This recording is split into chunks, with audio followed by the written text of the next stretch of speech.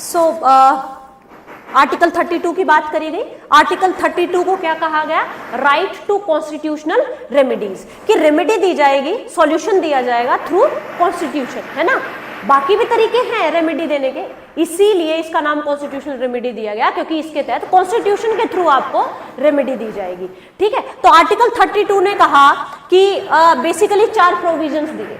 4 provisions क्या दिए कि सुप्रीम कोर्ट क्या करेगी? गारंटी करेगी कि कोई भी सिटीजन फंडामेंटल राइट के वायलेशन के बाद अगर सुप्रीम कोर्ट आता है तो उसको रिलीफ देगी, है ना। नंबर 2, ये रिट इशू करेगी। 5 टाइप की रिट है जो हम आगे पढ़ेंगे। ठीक है, दूसरा एक बात, ये पार्लियामेंट को भी कुछ चीज के लिए एम्पावर करते हैं। किस चीज के लिए एम्पावर करते हैं पार्लियामेंट को? कि पार्लियामेंट जो है ये रिट इशू करने की अथॉरिटी जिस कोर्ट को चाहे प्रोवाइड कर सकती है, पर इसके लिए एक शर्त होगी। क्या शर्त होगी?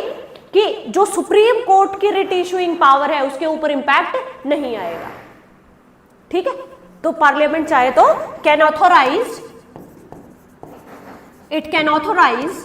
Any court to issue writ. ठीक है, बट सुप्रीम कोर्ट की power to issue writ will remain intact. ठीक है, अब प्रेसिडेंट को भी एम्पावर करती है किसी एक चीज के लिए, एंड उसके वो क्या है कि president can suspend the right to move any court during national emergency, article 359 के तहत। आर्टिकल 359 की इमरजेंसी सिचुएशन में जब इमरजेंसी लागू हो तो प्रेसिडेंट सस्पेंड कर सकते हैं इस आर्टिकल को, तब आप कोर्ट नहीं जा पाएंगे।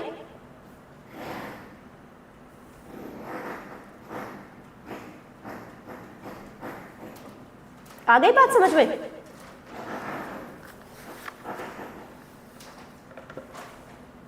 ठीक है, तो आर्टिकल 32 ना सिर्फ प्रीलिम्स के लिए इंपॉर्टेंट है, आर्टिकल 32 मेंस के लिए भी इंपॉर्टेंट है।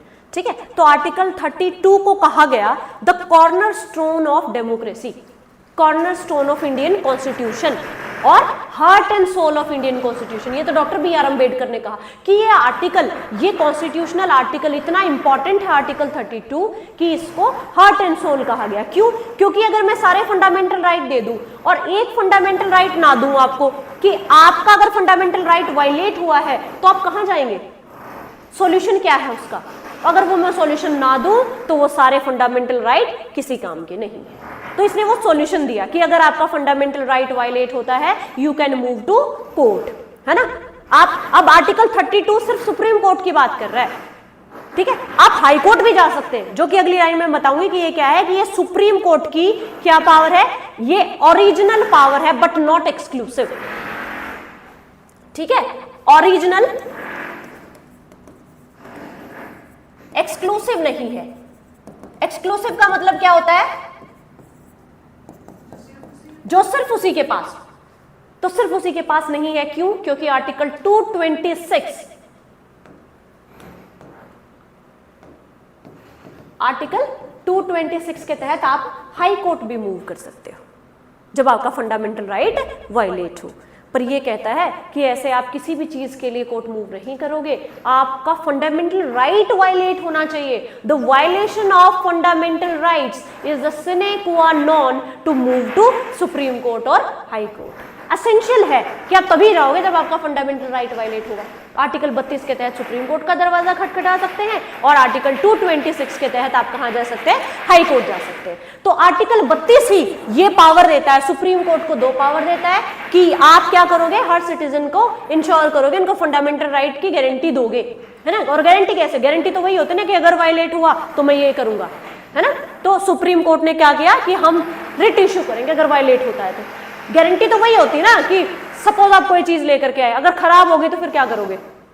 तो गारंटी देता है सुप्रीम कोर्ट को कि अगर वायलेट हुआ तो मैं रिट इशू करूंगा, और 5 तरह की रिट होती है। फिर ये पार्लियामेंट को पावर देता है कि आप किसी भी कोर्ट को ये रिट इशू करने की पावर दे सकते हो। बस एक चीज का ध्यान रखना है, क्या, कि इससे सुप्रीम कोर्ट की रिट इशू करने की पावर पर इंपैक्ट नहीं होना चाहिए। देन प्रेसिडेंट को भी एक पावर देता है आर्टिकल 32 कि under article 359 means national emergency,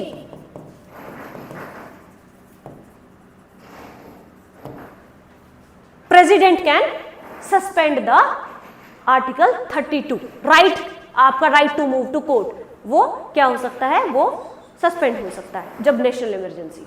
ठीक है, तो ये कुछ पावर्स थी जो बेसिकली दी गई है, और आपको पता होना चाहिए कि बेसिकली फंडामेंटल राइट के वायलेशन के तहत ही आर्टिकल 32 का इस्तेमाल कर सकते हो, ना कि नॉर्मल जुडिशियल रिव्यू के तहत। तो इसको कॉन्स्टिट्यूशनल रेमेडी भी कहने का रीजन यही था, बिकॉज और भी रेमेडीज हो सकती हैं थ्रू डिक्लेरेटरी सूट्स, या मैं ऑर्डिनरी लॉ, या फिर एक नॉर्मल लीगल प्रोसेस के तहत भी आप अपने फंडामेंटल राइट का प्रोटेक्शन वैसे तो कर सकते हो, बट कॉन्स्टिट्यूशन के तहत भी एक रेमेडी आपको दी गई है, इसलिए इसको कॉन्स्टिट्यूशनल रेमेडी कहा गया।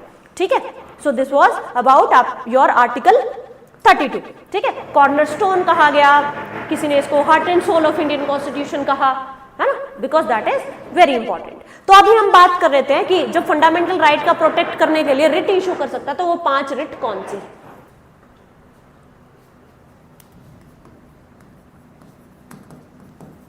पांच रिट्स कौन सी? नंबर 1, सबसे पहले लिखिए हैबियस कॉर्पस।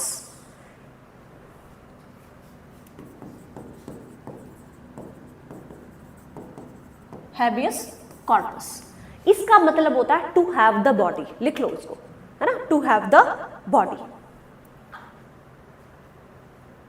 कि कोई पर्सन मिसिंग है या इलीजिटिमेट तरीके से किसी अथॉरिटी ने उसको उठा लिया है, तो आप उस पर्सन को रिट इश्यू करोगे इस अथॉरिटी को और कहोगे इस इंसान को लेकर के आओ, टू हैव द बॉडी। ठीक है, ये प्राइवेट इंडिविजुअल के अगेंस्ट भी है। सपोज मैं तुम्हें यहाँ कमरे में बंद कर लूं, घर ना जाने दो, तुम्हारे घर वाले सुप्रीम कोर्ट जाकर के हैबियस कॉर्पस इश्यू करा सकते हैं। The court will issue habeas corpus to have the body, produce करो भाई कहाँ है बंदा। ठीक है, हैबियस कॉर्पस। दूसरा है मेंडेमस,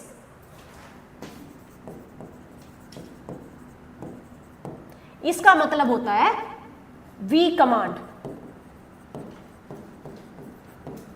वी कमांड, वी कमांड का मतलब क्या है? हमारी अथॉरिटी है, हम डिसाइड करेंगे, वी कमांड हमारी चलेगी, मोटे तौर पर अगर मैं बात करूं। The third rate is prohibition. Prohibition, अब नाम से ही पता चल रहा है ना, किसी को रोकेंगे।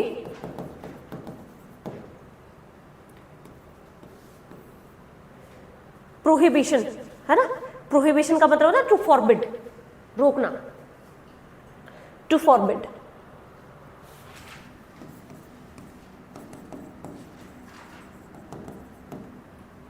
ठीक है, the number 4 is, the fourth writ is सर्शियोररी।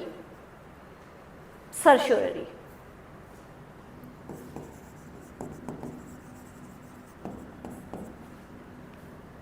and fifth is quo warranto. Quo warranto,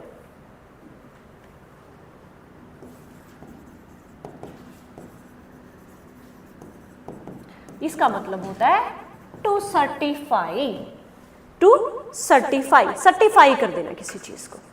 ठीक है,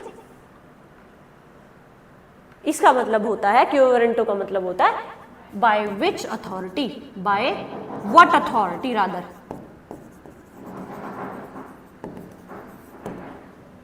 क्यो warranto, it is more like किस हैसियत से तुमने ये काम कर दिया, है ना, तुम्हारे पास क्या पावर थी, क्या अथॉरिटी थी जो तुमने ये काम कर दिया।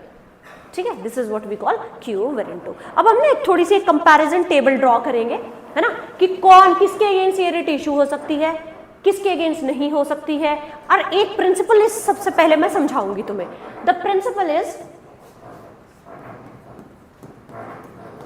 Principal of locus स्टैंडाई।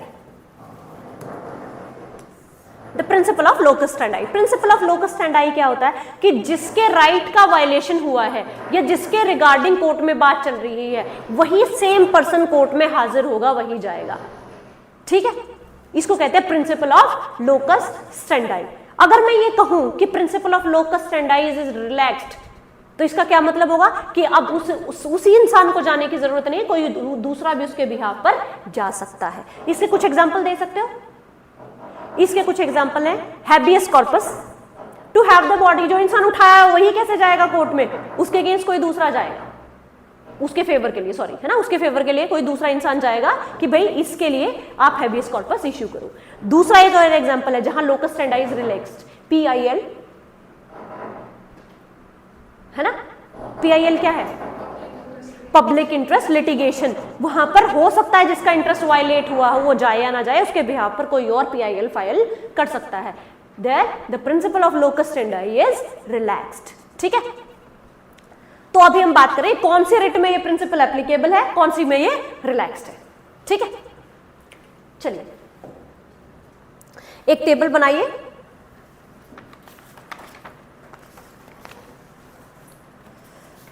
यहां पर मैं 5 और रिट लिखूंगी, sorry,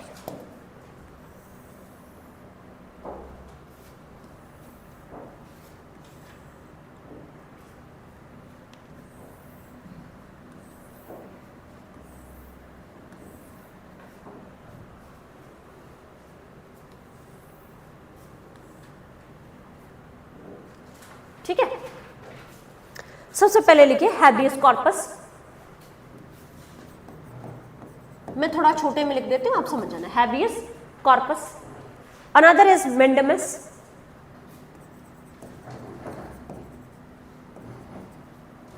habeas corpus, another is मेंडेमस। Third is prohibition, prohibition,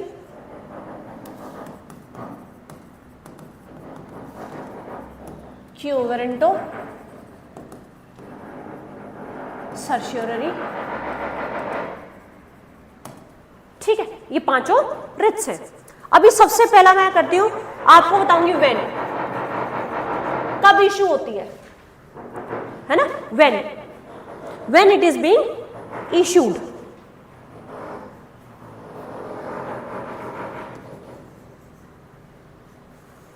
when it is being issued. अब सबसे पहली बात है हैबियस कॉर्पस कब इशू होती है, in order by the court to a person who has detained another person to produce the body before of latter before it. ठीक है, एक इंसान अगर किसी दूसरे इंसान को इलीगली डिटेन कर लेता है तो कोर्ट बोलती है हमने हैबियस कॉर्पस इशू किया है, आप उस इंसान की बॉडी प्रोड्यूस करो, लेकर के आओ हमारे सामने, है ना। तो कब इशू हुई, when a person is illegally detained by another person. ठीक है, a person is illegally detained by another person. देखिए ध्यान से सुनिए, आर्टिकल 22 पढ़ा था, आर्टिकल 22 में वो क्या कह रहे हैं, हाँ, कि किसी भी इंसान को बिना अथॉरिटी के आप 24 घंटे से अंदर नहीं रख सकते। तो उस टाइम फ्रेम के बाद वो डिटेंशन कैसी हो जाती है, इलीगल, है ना, क्योंकि वो अथॉरिटी नहीं, आपको तो प्रोड्यूस करना था विद इन 24 आवर्स। ठीक है,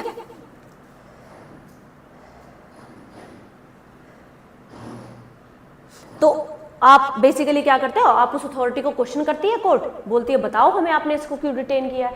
अगर वो अथॉरिटी लीगलिटी स्टैब्लिश कर देती है कि मैंने लीगल तरीके से इसको डिटेन किया है तो वो डिटेंशन वैलिड है। अगर वो इलीगल डिटेंशन पाया जाता है तो इंसान को फ्री करने के ऑर्डर्स होते हैं।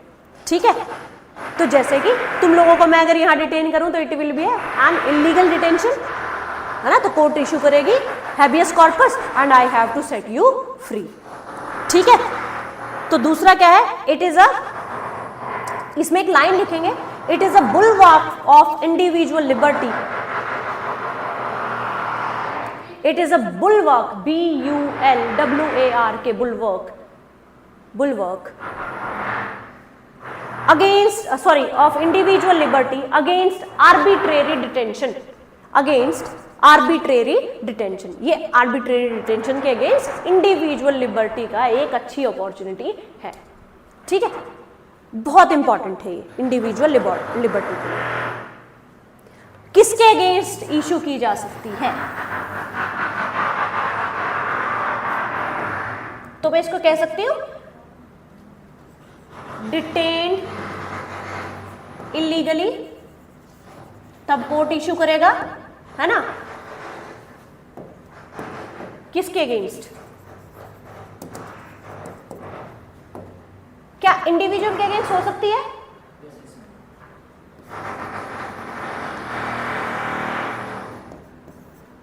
अथॉरिटी मतलब स्टेट हो गई, और कोई भी पब्लिक एंड प्राइवेट इंडिविजुअल हो गया, पब्लिक अथॉरिटी जिसको मैं कहूंगी, ठीक है। तो दोनों के अगेंस्ट इशू की जा सकती है। कब इशू नहीं होगी?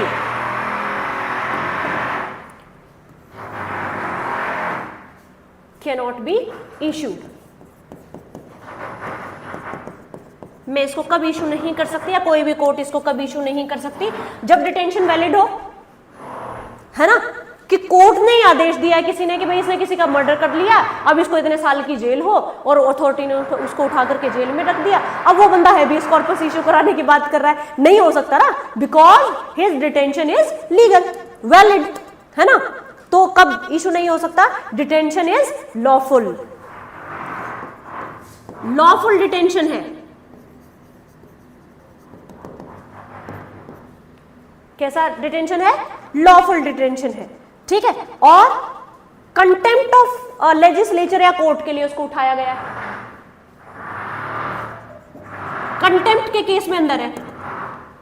कोर्ट का भी कंटेम्प्ट होता है और लेजिस्लेचर का भी होता है, आपको पता है, पार्लियामेंट का भी कंटेम्प्ट होता है ना।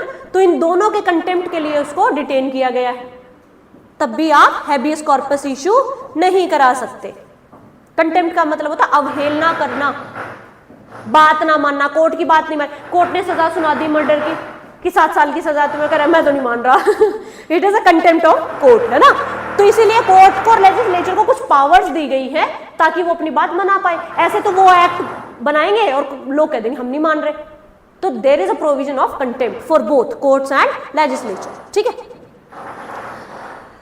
Third is detention by competent court, कि जो कॉम्पिटेंट कोर्ट है, मतलब जो उसमें सजा दे सकती है, उसी कोर्ट ने उसका डिटेंशन बोला है कि इसको उठा लिया जाए। कॉम्पिटेंट कोर्ट के द्वारा डिटेंशन होता है, तब भी हैबियस कॉर्पस इशू नहीं की जा सकती, ठीक है।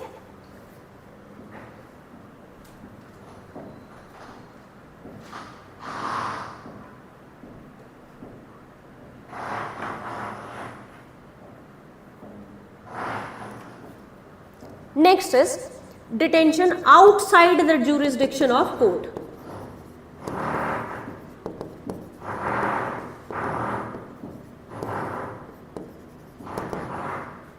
Outside the jurisdiction of court.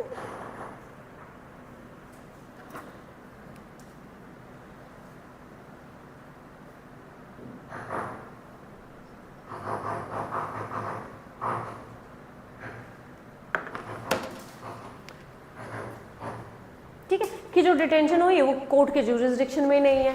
For example US में किसी का डिटेंशन हो गया और हैबियस कॉर्पस इंडिया में थोड़ी ना इशू करा सकते हो कि यूएस सिटीजन ने इंडियन कोर्ट से, मतलब इंडियन कोर्ट का ज्यूरिसडिक्शन नहीं है वहां पर। जहां पर इशूइंग कोर्ट का बेसिकली ज्यूरिसडिक्शन नहीं है तो वहां पर भी हैबियस कॉर्पस इशू नहीं किया जा सकता, ठीक है। अब बात करते हैं लोकस स्टैंडाई की। लोकस स्टैंडाई की, क्या प्रिंसिपल ऑफ लोकस स्टैंडाई एप्लीकेबल होगा यहां पे? नो, लोकस स्टैंडाई का मतलब है वही आदमी आए, ऐसे समझना। प्रिंसिपल ऑफ लोकस स्टैंडाई का मतलब मैंने बोला था ना, वही इंसान आए जिसका राइट वायलेट हो आ सकता है, वो ही इज डिटेन्ड।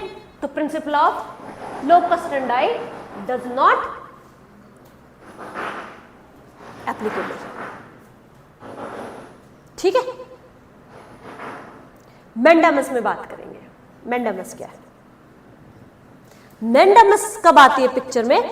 सपोज देखो, आर्टिकल 19 क्या कहता है? आर्टिकल 19 आपको कहता है कि आपको कोई भी प्रोफेशन प्रैक्टिस करने की फ्रीडम है, तो आप उसके तहत अपने बिजनेस का कोई लाइसेंस लेने किसी गवर्नमेंट अथॉरिटी पे जाते हो, बट वो अननेसेसरली आपके लाइसेंसिंग प्रोसेस को डिले कर रहा है, तो आपका फंडामेंटल राइट वायलेट हुआ, आर्टिकल 19, है ना। कि कोई वैलिड रीजन नहीं है, बट ही इज आज आना कल आना परसों आना ऐसे कर रहा है, he is not performing his duties. तो आप कोर्ट जा सकते हो कि मेरा फंडामेंटल राइट वायलेट हुआ है, तो आप इस इंसान को डायरेक्ट करो कि अपनी ड्यूटी जो है वो परफॉर्म करे, है ना। It is issued to make a person perform his duties, ठीक है। इसको लिखो, asking a person to perform his official duties.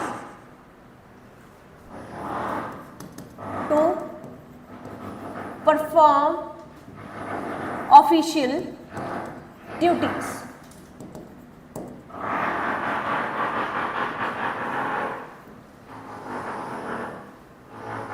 ठीक है, और किस किस के इशू अगेंस्ट इशू हो सकती है?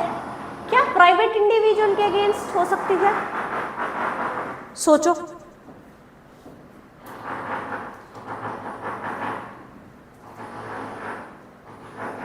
जनरली पब्लिक ऑफिशियल्स हो गए, गवर्नमेंट हो गया, कोर्ट हो गई, ट्रिब्यूनल्स हो गए, इन सब के अगेंस्ट इशू की जाती है। ठीक है, जैसे पब्लिक अथॉरिटी, कोई ऑफिसर हो गया है ना, देन इंफीरियर कोर्ट।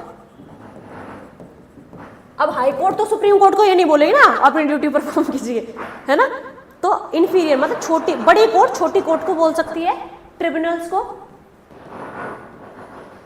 गवर्नमेंट को, मतलब जिनको ऑफिशियल ड्यूटी दी गई है। अब मुझे कोई ऑफिशियल ड्यूटी नहीं दी गई ना, तो मेरे अगेंस्ट नहीं इशू कर सकते। जिसको ऑफिशियल ड्यूटी दी गई है और वो ऑफिशियल ड्यूटी परफॉर्म नहीं कर रहा है, तो उसके अगेंस्ट ये रेट इशू की जा सकती है। किसके अगेंस्ट इशू नहीं की जा सकती? अब इसमें थोड़े से पॉइंटर्स ज्यादा आएंगे, इसको ध्यान से रखना। पहली बात तो ये हो कि जो आपको वो ड्यूटी दी गई थी that is discretionary, not mandatory. आपकी इच्छा है, आप चाहते तो उसको कर सकते हो, नहीं तो नहीं कर सकते, तब कोर्ट रिट नहीं इशू कर सकती, क्योंकि उसने तो आपकी मर्जी पे डिस्क्रिशनरी बोला है ना, कि आपकी इच्छा है इसको परफॉर्म करना चाह। When the duty is discretionary not mandatory, when the duty is discretionary.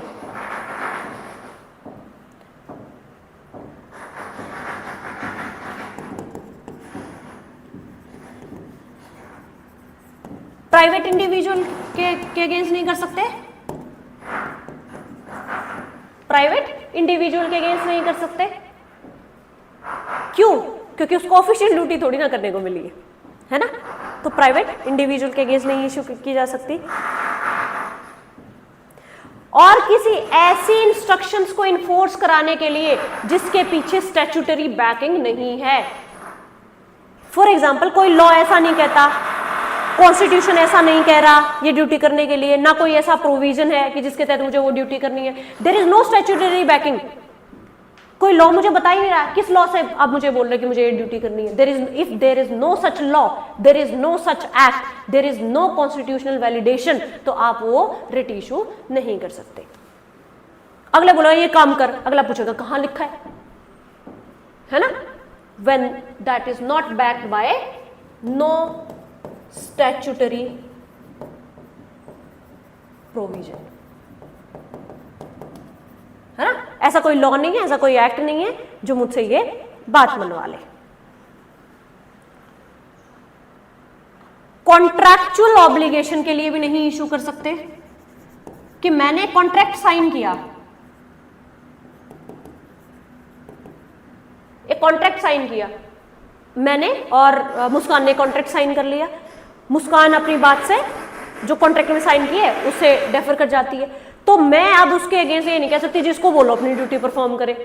Contractual obligations are not, उसके लिए अलग लॉ है, आर्टिकल 32 उसके साथ 226 उसके साथ डील नहीं करेगा, उसके लिए अलग है। आप रिट नहीं इशू करा सकते उसके लिए, है ना। सिविल सूट फाइल कर सकते हो जब आप कॉन्ट्रैक्ट वायलेट करते हो, है ना, when there is contractual obligation.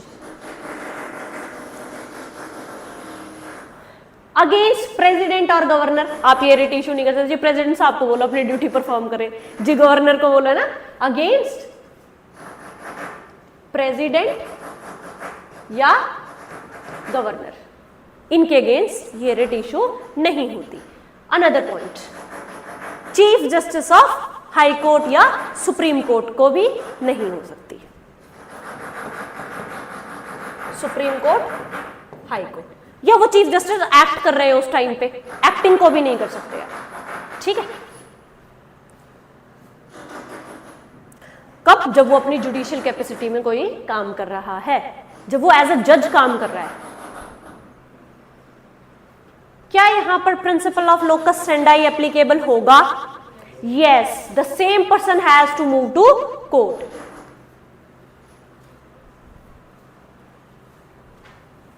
Same आदमी को जाना पड़ेगा कोर्ट में। Another is prohibition.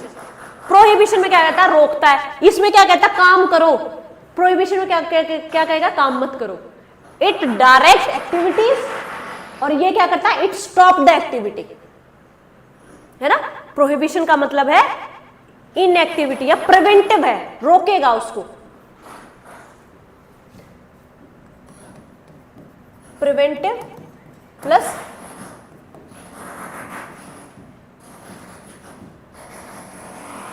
इनएक्टिविटी। वो कहता है डायरेक्ट एक्टिविटी कि ये काम करो, ये कहता है ये काम मत करो, ठीक है। तो वो रोकता है कोई काम करने से, प्रोहिबिशन। एक हायर कोर्ट इशू करती है लोअर कोर्ट को या ट्रिब्यूनल को, अगर वो अपनी जुरिस्डिक्शन से बाहर कोई काम कर रहे हैं। लोअर कोर्ट और ट्रिब्यूनल, लोअर कोर्ट और ट्रिब्यूनल क्या करता है ये, एक हायर कोर्ट लोअर कोर्ट को या ट्रिब्यूनल को ये कहती है कि आप फलाने फलाने केस में आप ये काम मत कीजिए क्योंकि आपकी जुरिस्डिक्शन में नहीं है ना, आप इसके ऊपर डिसीजन देने के लिए ऑथराइज नहीं है, तो ये रोकता है। किसके अगेंस्ट हो सकती है, जुडिशियल अथॉरिटीज, कोर्ट है ना, जुडिशियल अथॉरिटीज, क्वाज़ी जुडिशियल जैसे कि ट्रिब्यूनल्स, क्वाज़ी जुडिशियल बॉडीज होते हैं ना ट्रिब्यूनल्स, हाफ जुडिशियल है ना, कि पूरी तरह से कोर्ट नहीं है। Tribunals are not courts but they are quasi judicial. Quasi का मतलब होता है आधा, हाफ जुडिशियल।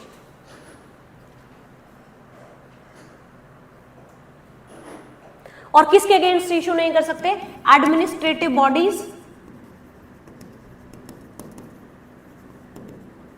ठीक है, लेजिस्लेटिव बॉडीज।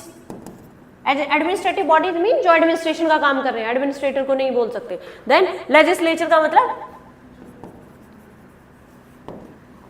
आप पार्लियामेंट के, राज्यसभा, लोकसभा या स्टेट लेजिस्लेटिव असेंबली, काउंसिल्स, इनको नहीं इशू कर सकते। And private individuals,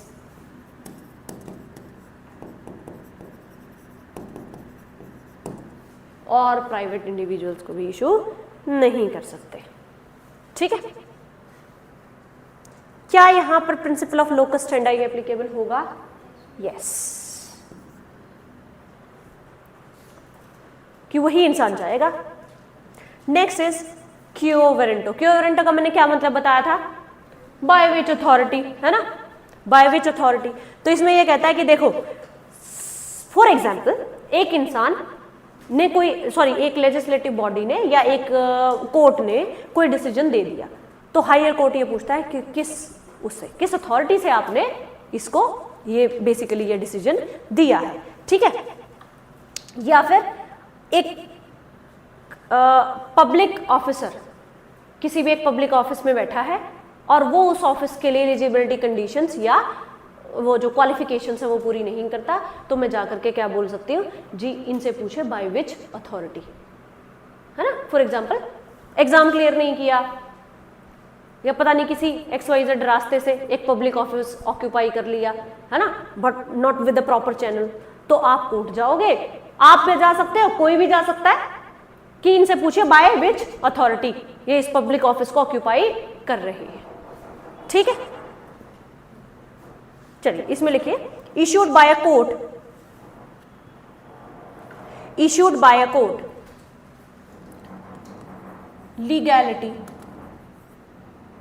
legality of occupancy of an public office, a public office,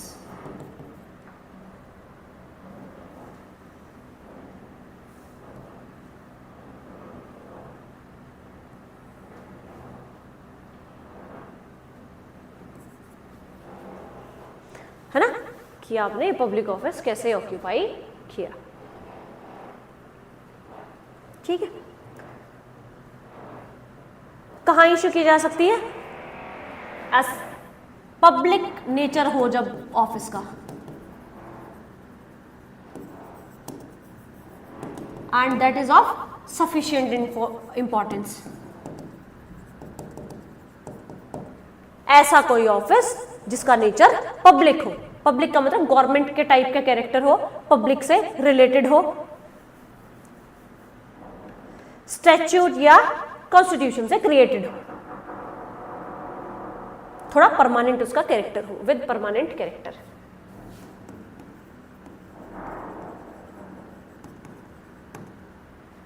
क्या ऑफिस परमानेंट हो।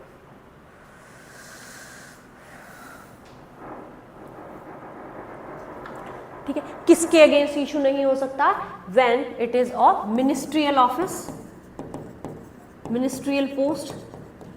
अब कोई एमपी एमएलए बन के गया है, वहां पे एमपी बन के गया है और उसको मिनिस्ट्री दे दी, तो आप वो मिनिस्टर को नहीं पूछ सकते जी आपकी क्वालिफिकेशन तो कुछ भी नहीं है बट आप हेल्थ मिनिस्टर हो, नहीं पूछ सकते ना उनको। हाँ, और दूसरा क्या? Private office.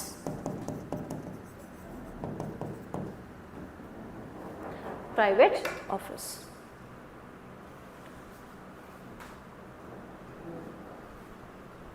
ठीक है। तो प्राइवेट, अभी एकेडमी पे भी आप हम किसी को अगर प्राइवेट कैरेक्टर है ऑर्गेनाइजेशन का, हम किसी को हायर कर सकते हैं, तो कोई बाहर से आके ये नहीं पूछ सकता बाय विच अथॉरिटी, है ना। तो क्या इसमें principle of locus standi applicable होगा? सेम पर्सन को जाना पड़ेगा? नहीं, कोई भी जा सकता है, क्योंकि office is of public character, है ना।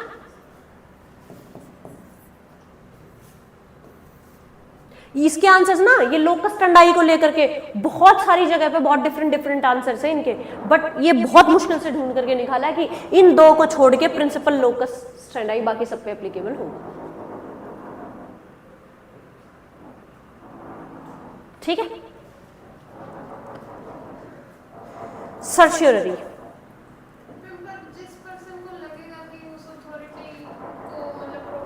देखो सिर्फ वही इंसान नहीं जो इससे इंपैक्टेड है, कि फॉर एग्जांपल मेरा सिलेक्शन होना था, तुम्हारा होना था, तुम्हारा हो गया, अब मैं तुम पे वो लगाऊं, जरूरी नहीं है मैं ही लगाऊं, कि तुम्हारे जाने से मैं इंपैक्ट हुई ना उस ऑफिस में, तो जरूरी नहीं है मैं भी लगाऊं, कोई और भी लगा सकता है। इसको ऐसे समझ सकते हैं। फॉर एग्जाम्पल कोई आईएएस ऑफिसर सेलेक्ट हो जाता है, यूपीएससी में सेलेक्ट हो जाता है बिना एग्जाम दिए, तो जाओगे ना, कोई भी जाएगा। अब वो तो नहीं ढूंढते फिरेंगे ना कि ये इंसान इससे इंपैक्टेड हुआ है, एनीवन कैन फाइंड दैट, इसको ऐसे समझते हैं। ठीक है, नेक्स्ट है सर्शियरी। सर्शियरी क्या है? एक हाई कोर्ट इशू करता लोअर कोर्ट को या ट्रिब्यूनल को, या तो वो एक केस जो पेंडिंग है वो उसको ट्रांसफर कर दे टू सर्टिफाई करो इसको कि ये case, I am certifying this, कि इस केस को मैं डील कर रहा हूं आगे।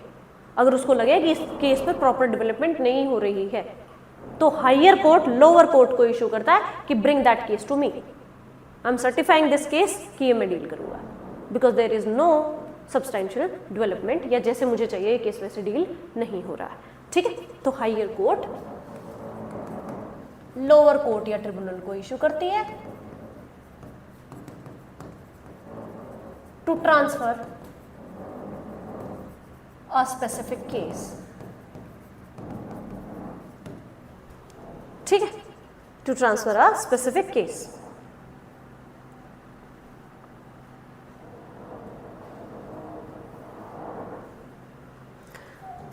कब? जब there might be an excess of jurisdiction, lack of jurisdiction। ठीक है, एक्सेस ऑफ जुरिसडिक्शन का क्या मतलब है? कि वहां तक उसका जुरिसडिक्शन था नहीं जहां तक वो कोर्ट प्रैक्टिस कर रही है। ठीक है, और या फिर लैक ऑफ जुरिसडिक्शन, उसको यहां परफॉर्म करना था उस केस के लिए but that is not doing, है ना। दूसरा एरर ऑफ लॉ, कि गलत जजमेंट दे दी, कोर्ट को लगे error of law, in 3 cases में, है ना, कि लॉ को ही गलत इंटरप्रिटेट कर लिया या एक गलत जजमेंट दे दी, एरर हो गया वहां पर लॉ में।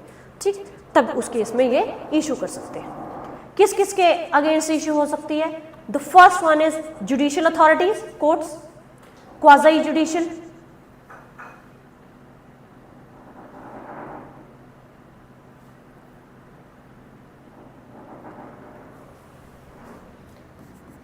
जुडिशियल, क्वाजी जुडिशियल,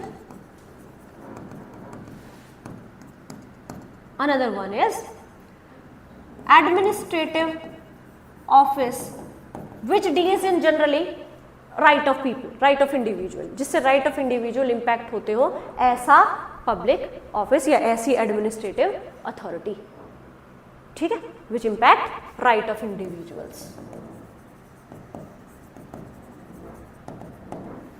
ये 1991 से ऐड हुआ है, इससे पहले एडमिनिस्ट्रेटिव अथॉरिटीज या एडमिनिस्ट्रेटिव ऑफिसर्स के लिए इशू नहीं होती थी.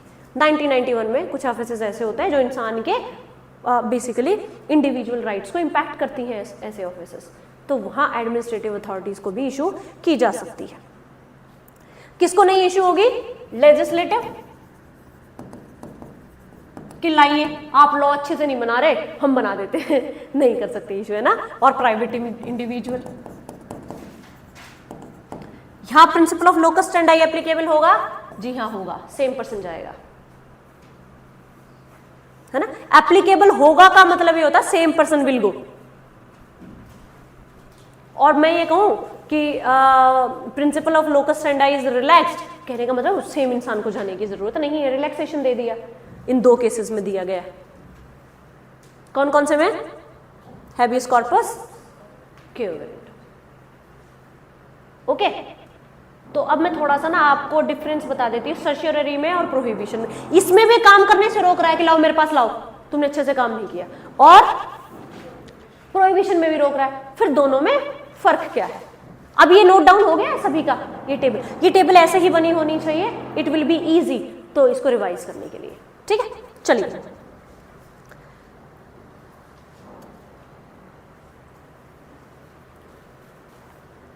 इफ यू कैन क्लिक का फोटो और ग्रुप में भेज सकते हो तो दैट विल बी इजी दूसरों के लिए.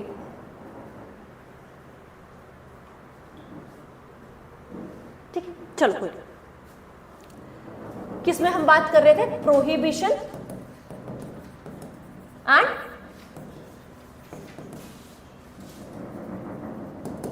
दो रेट है, दोनों ही रोक रही हैं किसी को कुछ काम करने से, तो दोनों में फर्क क्या है? The prohibition is basically preventive. Prohibition कैसी है? प्रिवेंटिव, वो पहले ही रोक देती है काम करने से, है ना. प्रिवेंटिव है ना, कि अभी वो काम किया नहीं है उसने, मैंने पहले ही रोक दिया उसको करने से. इट इज मोर और लेस प्रिवेंटिव. ये क्या है? ये प्रिवेंटिव भी है, पहले भी रोक सकते हो, और गलत काम हो जाए उसके बाद भी क्यूरेटिव. किसमें? अरे हाँ, उल्टा कर दिया बेटे मैंने. हाँ, सर्शियरी इज दैट वे. इसको रुको, मैं इरेज कर देती हूँ.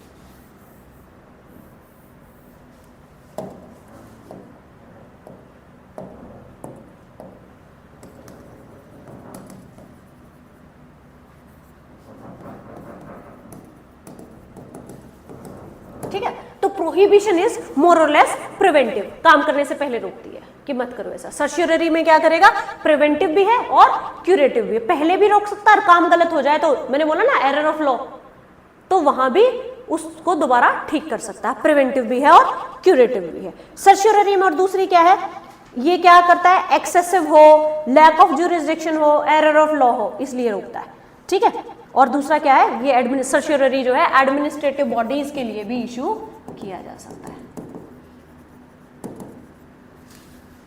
ठीक है, वो नहीं किया जा सकता. प्रोहिबिशन में मना किया ना कि एडमिनिस्ट्रेटिव अथॉरिटीज के अगेंस्ट नहीं इशू किया जा सकता. ये बेसिकली एडमिनिस्ट्रेटिव अथॉरिटीज को सिंस 1991 इशू किया जा सकता है.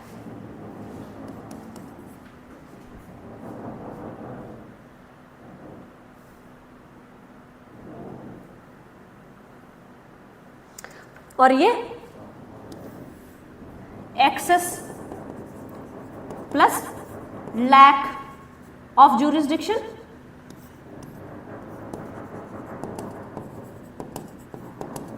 प्लस एरर ऑफ लॉ, इन केसेस में इशू हो सकता है ना. प्रोहिबिशन से केवल तब यूज हो सकता है when there is excess of jurisdiction.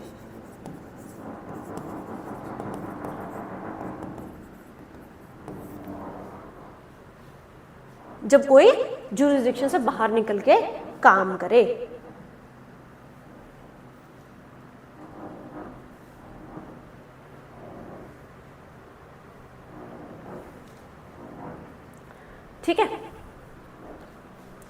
अब इसमें ना एक चीज लिख लो, doctrine of continuous mandamus.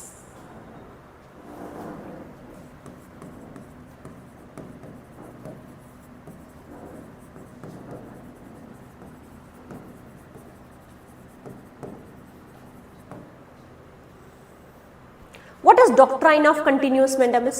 Doctrine of continuous mandamus कहता है कि आपको रिलीफ ऐसा नहीं कि एक ही बार में दे दिया जाए, ऐसा हो सकता है कि सीरीज ऑफ डिसीजंस आए आपको रिलीफ देने के लिए, है ना। उसके लिए इन्होंने लाइन यूज करी है, रिलीफ गिवन बाय कोर्ट दो सीरीज ऑफ ऑनगोइंग ऑर्डर्स, है ना, for a long time for general public interest. तो जनरल पब्लिक इंटरेस्ट के लिए एक सीरीज ऑफ ऑर्डर पास कर सकते हैं over the period of time relief देने के लिए, है ना। इसको कहते हैं कंटिन्यूअस मैंडेमस, कंटिन्यूअसली, जरूरी नहीं है एक ही बार में ऑर्डर पास किया और आपको रिलीफ दे दिया। इसके तहत अ series of order over the period of time may be issued in the public interest, ठीक है।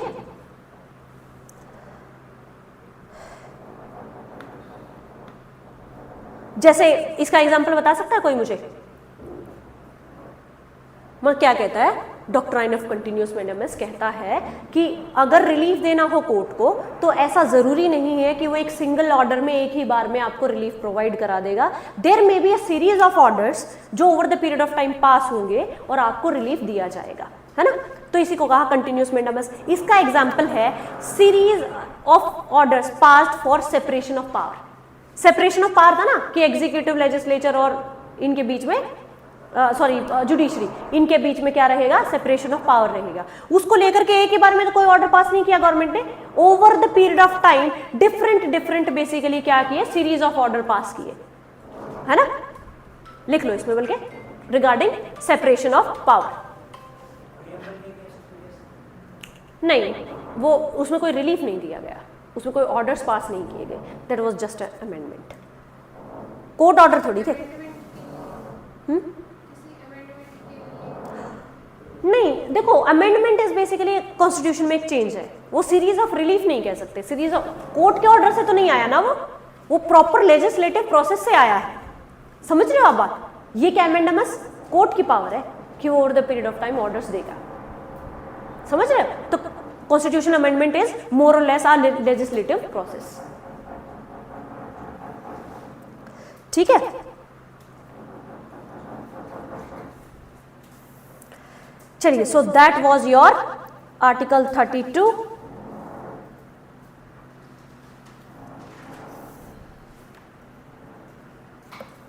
अब ये एक छोटा सा और क्वेश्चन आता है जो आपके मेंस के पर्सपेक्टिव से है मे बी, क्या ये ओवरराइड किया जा सकता है लेजिस्लेचर के द्वारा? आर्टिकल 32 कॉन्स्टिट्यूशनल रेमेडीज का। हाँ, हर fundamental right can be overridden by legislature, but basic structure में change will be null and void, and article 32 is basic structure, ठीक है। क्योंकि आर्टिकल बेसिक स्ट्रक्चर क्या, ये तो हट एंड सोल ही बोल दिया, किसके बिना कॉन्स्टिट्यूशन का या फंडामेंटल राइट्स का कोई मतलब नहीं रह जाता। कि वायलेट होगा तो मैं क्या करूंगा? इसका आंसर ही अगर आपके पास नहीं है तो फंडामेंटल राइट देने का क्या फायदा? तो आर्टिकल 32 उसका आंसर देता है कि आप basically violation of fundamental right पे क्या एक्शन ले सकते हैं, कोर्ट में जा सकते हैं, ठीक है। तो दिस इज अ बेसिकली आपका बेसिक स्ट्रक्चर का पार्ट। तो कर तो सकता है लेजिस्लेचर ओवररिडन, बट बेसिक स्ट्रक्चर को नहीं छेड़ सकता, and this is basic structure. तो इनडायरेक्टली मैं क्या करूं? हाँ, ठीक है। अब हम बात करते हैं writ issuing powers of High Court and Supreme Court, and that is last.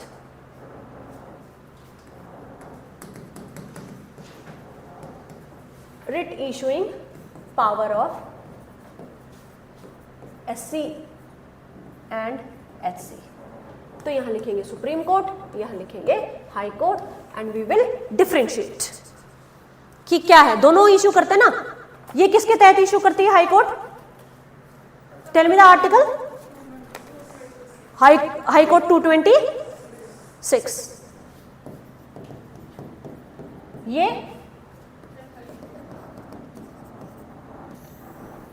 पहला डिफरेंस तो ये आ गया। दूसरा डिफरेंस ये है कि this is article 32 is itself a fundamental right, है ना।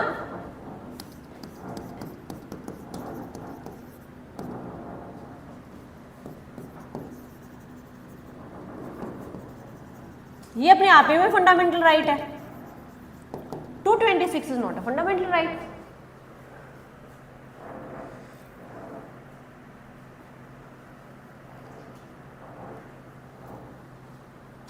तो अगर ये अपने आप में फंडामेंटल राइट है तो supreme court can not refuse, high court can refuse, क्योंकि this is not your fundamental right. अगर उसके पास वैलिड रीजन है दे कैन रिफ्यूज। तो ये अपने आप में ही फंडामेंटल राइट है। Right to constitutional remedy is itself a fundamental right, तो सुप्रीम कोर्ट कैन नॉट डिनाई, है ना। और दूसरा क्या है, ये थ्रू आउट इंडिया इशू हो सकता है, through out territory of India, but ये थ्रू आउट टेरिटरी नहीं, उस हाई कोर्ट की जुरिस्डिक्शन में ही इशू हो सकता है। Jurisdiction of particular high court, है ना, जिस हाई कोर्ट के बारे में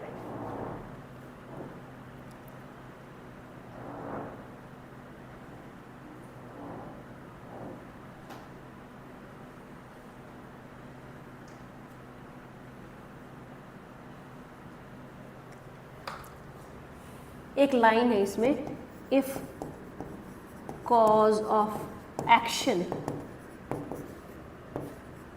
takes place in that jurisdiction, अगर वो कॉज ऑफ एक्शन उस पर्टिकुलर हाई कोर्ट के जुरिस्डिक्शन में पड़ता है तो। फॉर एग्जाम्पल, अगर कोई चीज, कोई स्टेट सेल टैक्स बढ़ा दे, सेल टैक्स इंपोज करते हैं ना, ये इस पर्टिकुलर किस पर्टिकुलर हाई कोर्ट की जुरिस्डिक्शन में होगा वो डील करेगा, because that is the contravention to article 286, है ना। वो आगे पढ़ेंगे व्हाट इज आर्टिकल 286, क्या हुआ। हाँ अच्छा, कोई बात नहीं, आप वीडियो से एक बार फिर से देख लेना इसको जब आपका पेट भर जाए। ओके, बाकी किसी का कोई क्वेश्चन है इसको लेकर के, आर्टिकल 32 को लेकर के? It is very important from the prelims perspective as well as mains perspective. ठीक है, किसी को कोई दिक्कत? एक टॉपिक है, मैं उसका आपको क्लिप भेजूंगी। क्लिप इन द सेंस आपको ये पता करना है कि बेसिकली हेडिंग बना लो, बल्कि SC supreme court as a guardian of fundamental right, इसको लेकर के मेंस में क्वेश्चन आ सकता है। Supreme court as a guardian of fundamental rights कि कैसे, मैंने guarantor and protector of fundamental rights कैसे, ठीक, इसको लेकर के मैं आपको 4 पॉइंट भेजूंगी, आपको वो लिखने। चलिए, थैंक यू सो मच।